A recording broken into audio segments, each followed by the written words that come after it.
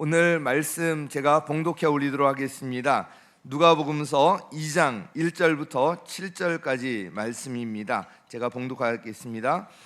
그때 아우구스투스 황제가 칙령을 내려 온 세계가 호적 등록을 하게 되었는데, 이 첫 번째 호적 등록은 구레뇨가 시리아의 총독으로 있을 때 시행한 것이다. 모든 사람이 호적 등록을 하러 저마다 자기 고향으로 갔다. 요셉은 다윗 가문의 자손이므로 갈릴리의 나사렛 동네에서 유대에 있는 베들레헴이라는 다윗의 동네로 자기의 약혼자인 마리아와 함께 등록하러 올라갔다.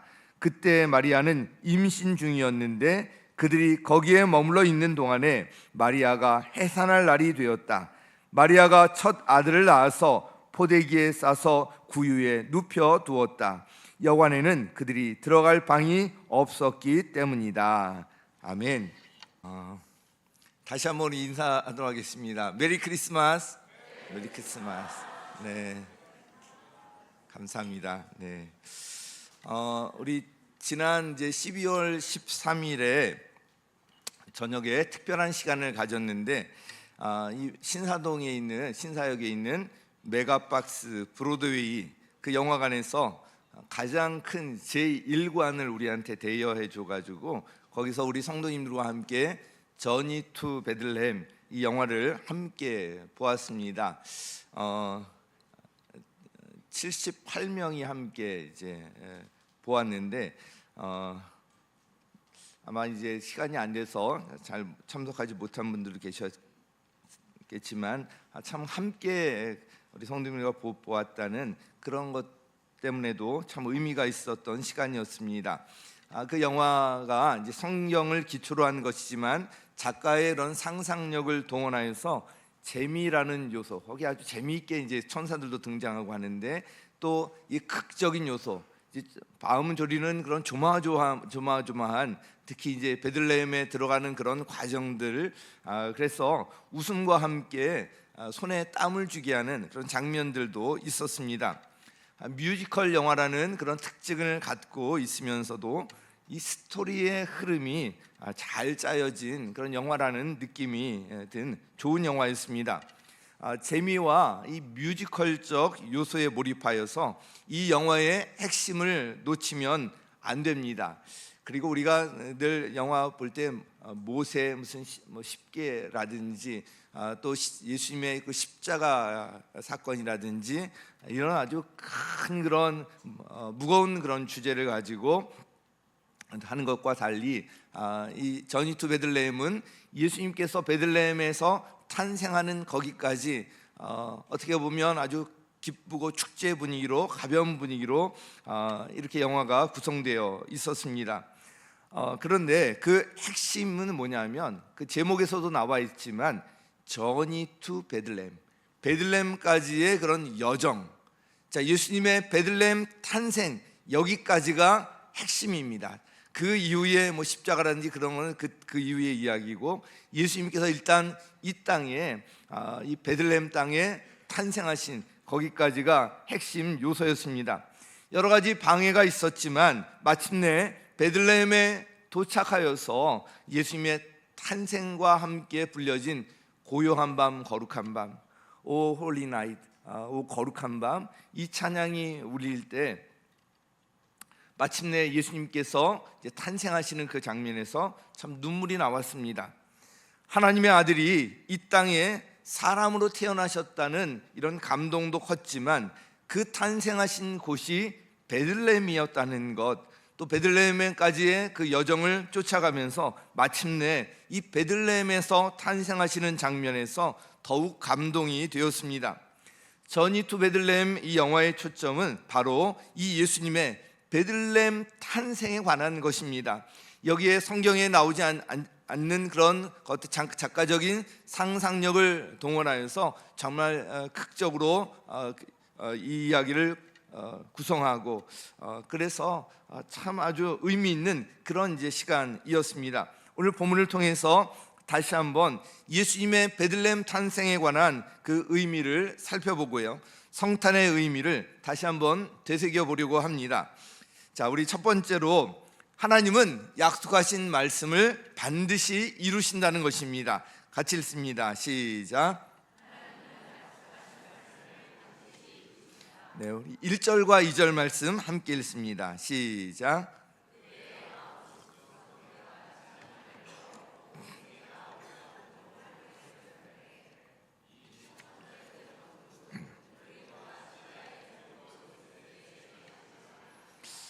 네, 이 짧은 구절이지만 이 구절에는 성탄과 관련해서 아주 깊은 의미가 담겨 있습니다.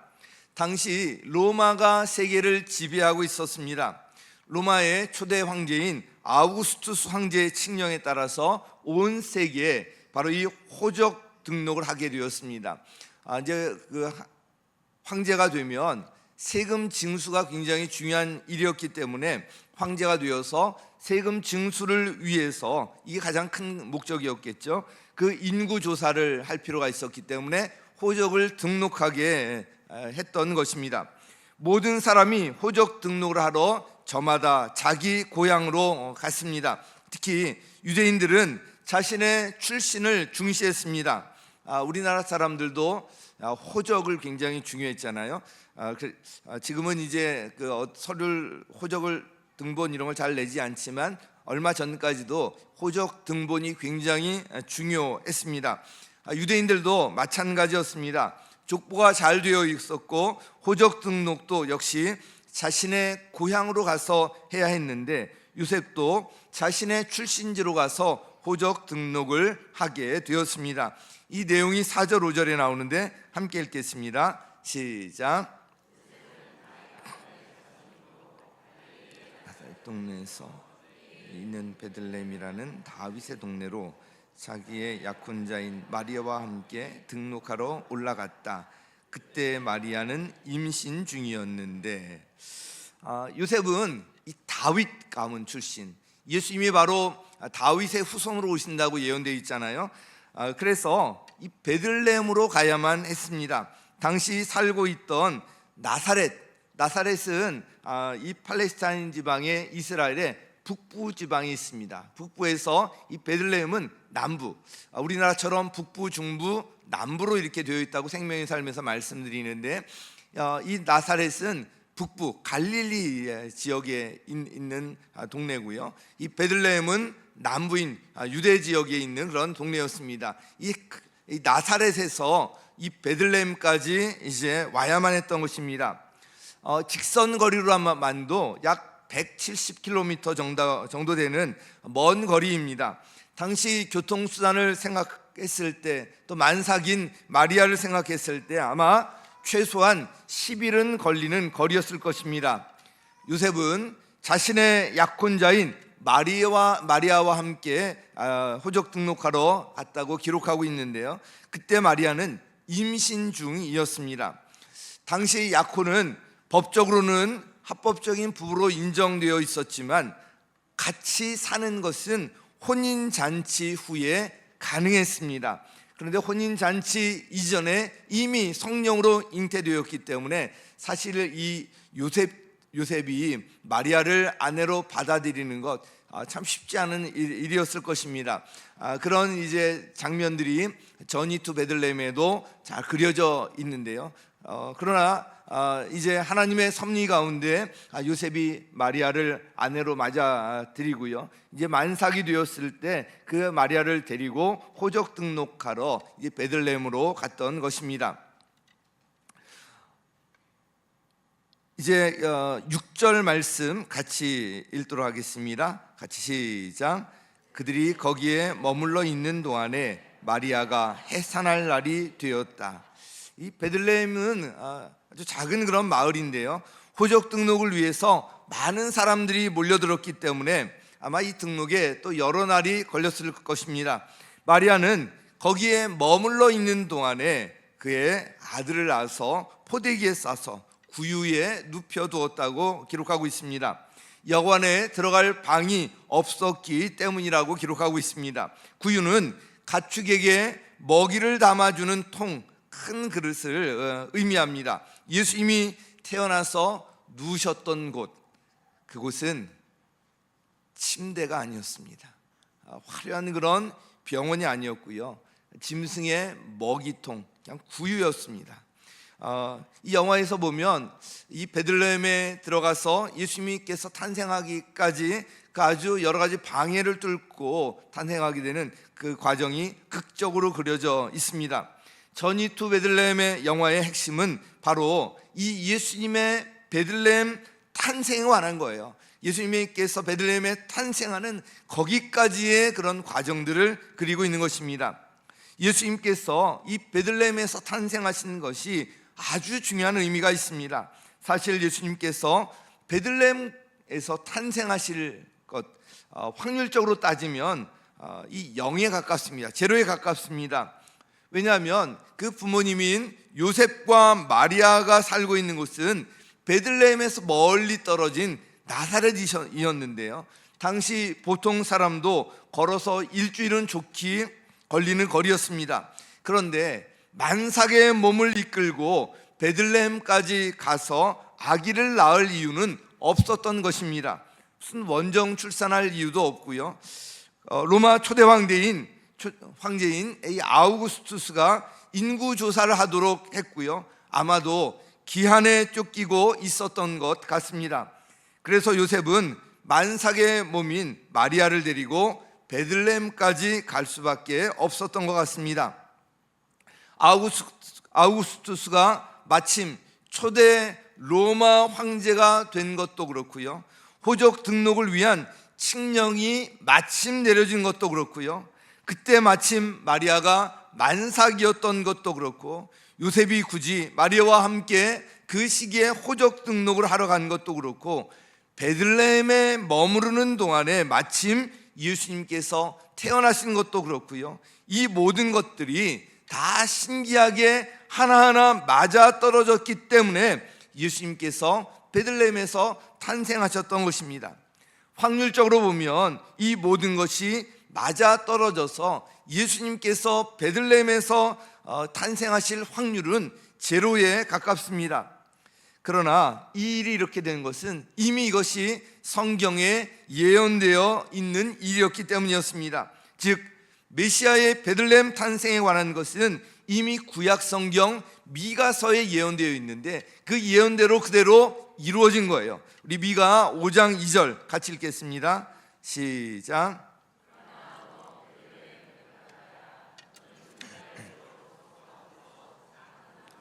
하지만 이스라엘을 다스릴 자가 내게로 나올 것이다. 그의 기원은 아득한 옛날 태초에까지 거슬러 올라간다. 아멘. 이 베들레헴에서 메시아가 나실 것을 바로 예언하고 있습니다. 예수님의 이 베들레헴 탄생 과정을 보면 하나하나가 정말 신기한 일투성이고요, 타이밍이 기가 막히게 들어맞는 것을 볼 수가 있습니다. 어떻게 이런 일이 가능했을까요? 여기에는 바로 하나님의 섭리가 있었던 거예요. 하나님의 뜻과 계획이 그 섭리 가운데 하나하나 정확하게 맞아 떨어졌던 것입니다. 하나님께서 하신 말씀, 예언의 말씀은 그대로 이루어집니다. 예수님께서는 성경의 예언대로 베들레헴에서 탄생하셨던 것입니다. 하나님께서 약속하신 말씀, 이렇게 반드시 이루어진다는 것을 예수님의 탄생을 통해서도 분명히 알 수가 있습니다. 그래서 예수님의 베들레헴의 이 탄생, 이것은 굉장히 깊은 의미가 있는 거예요. 그 예언대로 그대로 이루시고요, 이거 하나만 이루어지는 것도 확률적으로 제로에 가까운데 예수님에 관한 구약의 예언들이 예수님에게서 그대로 성취되는 것을 볼 수가 있는데요, 예수님 바로 하나님께서 보내신 하나님의 아들 예수 그리스도라는 것, 메시아라는 것을 분명히 알 수가 있는 바로 증거라고 할 수가 있겠습니다. 또 하나 예수님의 탄생을 통해서 알 수 있는 것은 하나님의 사랑이에요. 하나님께서는 우리를 지극히 사랑하십니다. 같이 읽습니다. 시작. 자, 예수님께서 이 땅에 오신 분명한 목적이 있습니다. 바로 저와 여러분에게 생명을 주시기 위해서, 저와 여러분을 구원하시기 위해서 이 땅에 오신 것입니다. 바로 이 성탄에는 하나님의 사랑이, 이 구원에 관련한 사랑이 담겨 있습니다. 하나님은 본성 자체가 사랑이에요.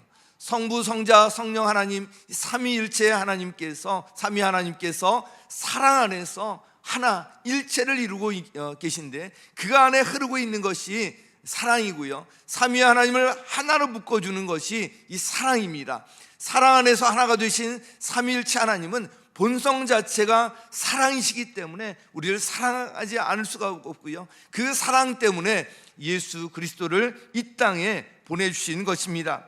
성탄과 관련해서 하나님의 사랑이 어떤 것인지 몇 가지 한번 살펴보려고 합니다.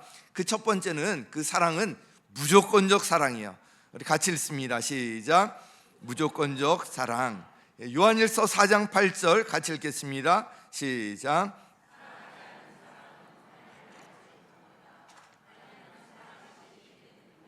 자, 하나님은 사랑이십니다. 본성 자체가 사랑이세요.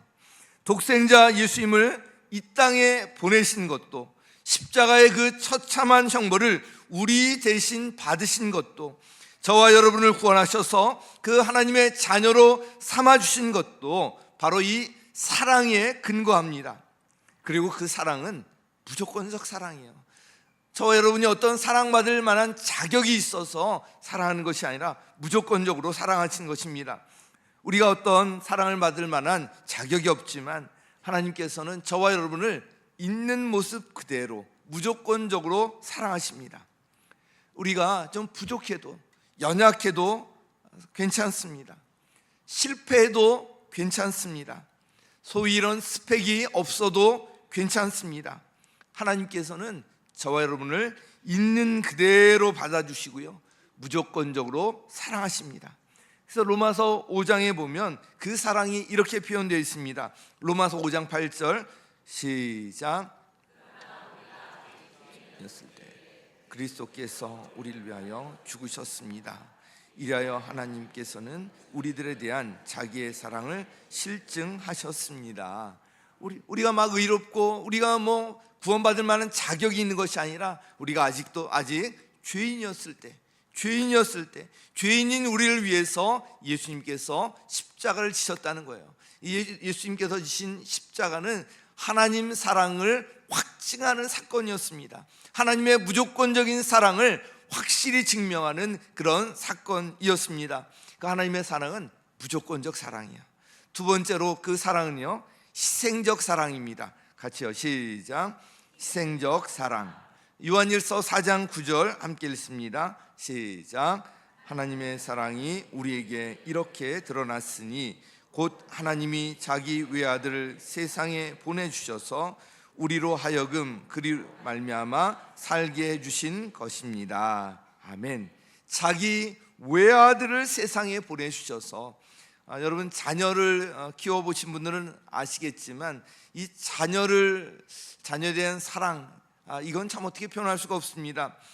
그래서 어떤 자녀가 질병을 앓을 때 차라리 내가 참 아프지 뭐 이렇게도 이제 하는 것이 부모의 심정입니다. 그런데 그 외아들을 세상에 보내주셨다, 그것도 십자가에서 이제 죽는 그런 이제 예언을 또 이루시는 그런 일까지 있었는데, 그럼에도 불구하고 외아들을 세상에 보내주신 것, 이것은 정말 우리의 인간의 어떤 머리로는 이해할 수가 없는 일입니다. 예수님께서는 사실 십자가에 죽으러 이 세상에 탄생하신 것입니다.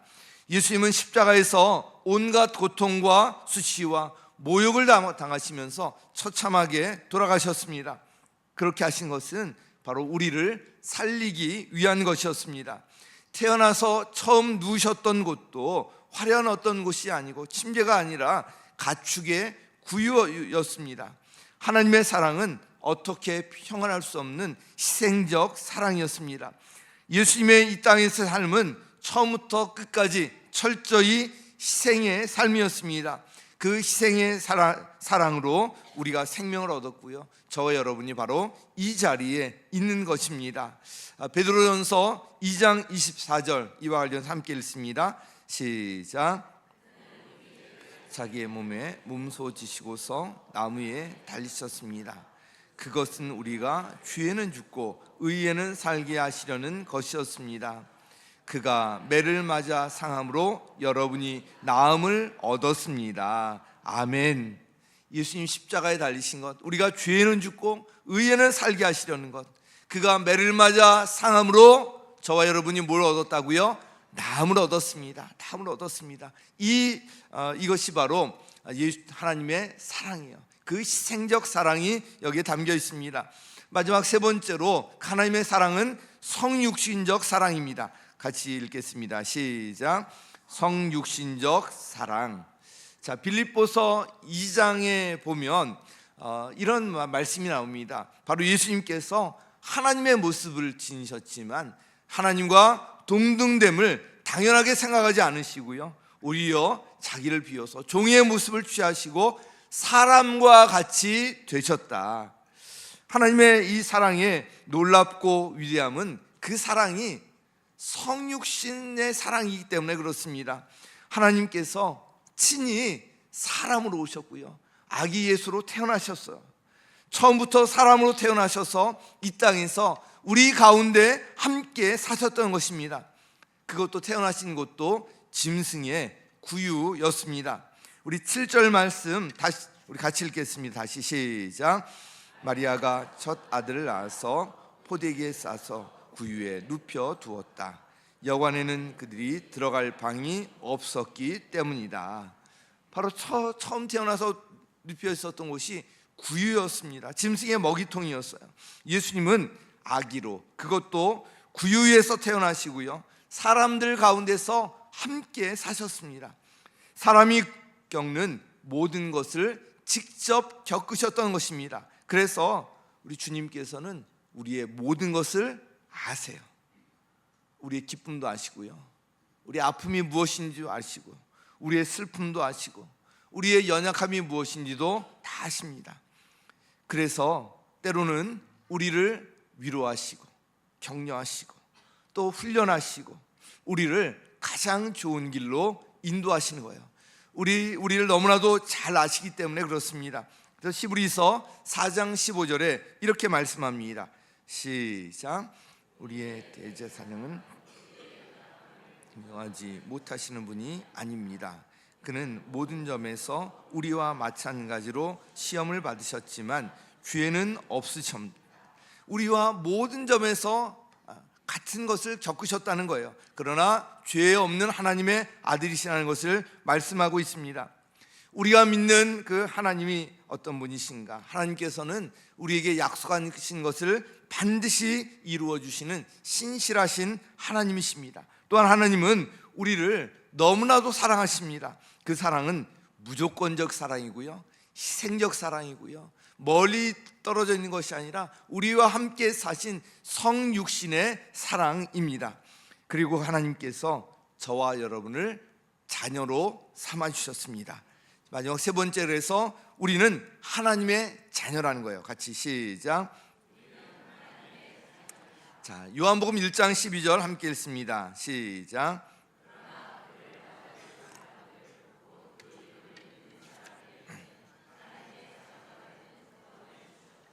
네, 아멘. 너무나도 참 은혜가 되는 그런 말씀입니다.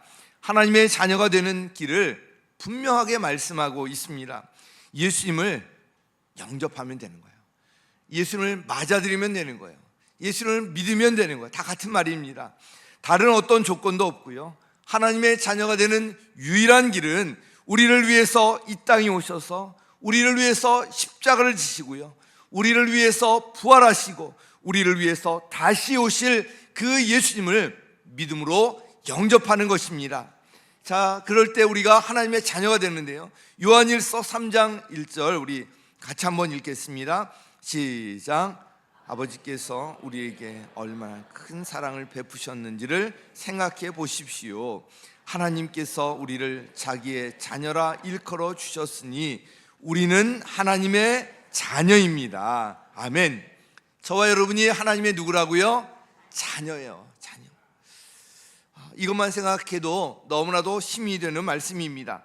오늘 기쁜 성탄절입니다. 왜 우리가 이렇게 성탄을 기뻐하고 축하하며 잔치를 벌입니까?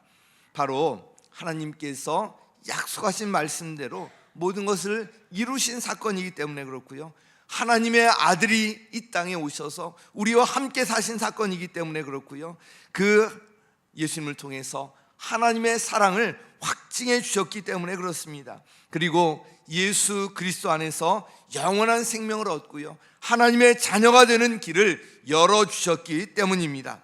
성탄은 하나님이 사람으로 오신 놀라운 사건입니다. 예수님은 우리를 살리러 오셨습니다.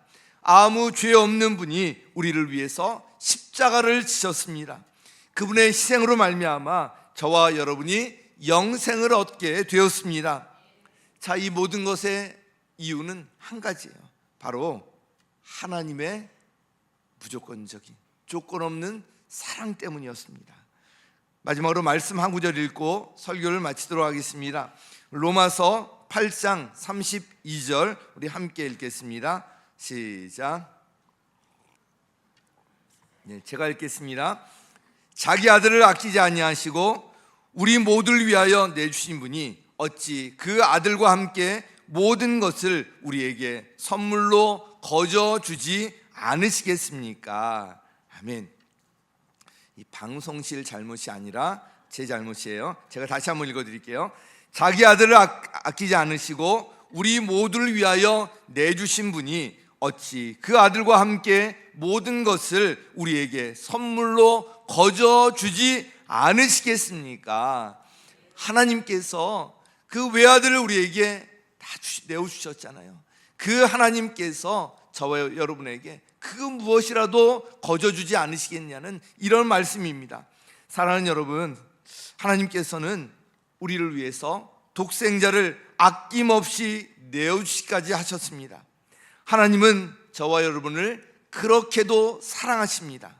그 하나님이 바로 저와 여러분의 아버지이시고요, 저와 여러분은 바로 그 하나님의 자녀입니다. 이 믿음으로 우리 남은 한 해 승리하시고요, 새로운 한 해를 이 믿음과 함께 기대하며 맞이하시기를 예수님의 이름으로 간절히 축원합니다.